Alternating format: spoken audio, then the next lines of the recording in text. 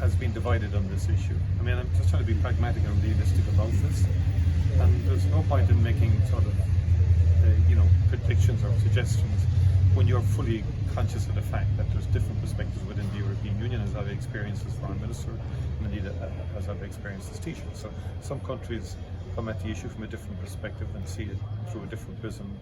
We see it, and we always have, although we've always been very much aligned to international humanitarian law and to the rule of law and to international accountability. So Ireland has been supportive of the ICC, has been supportive of the ICJ in funding terms, and as I said in my speech, inside Ireland fundamentally exists as a small state in the context of international rule of law. In other words, small states only get their security from the application of international rule of law. So that is the context in which we look at this. But historically, there are people who look at it differently in terms of the Middle East.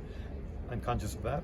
I'm trying to be pragmatic here, and I think there are enough countries around the world now who clearly realise that the suffering has gone on for far too long on all sides, and people need to draw back, and I'm saying Israel should draw back.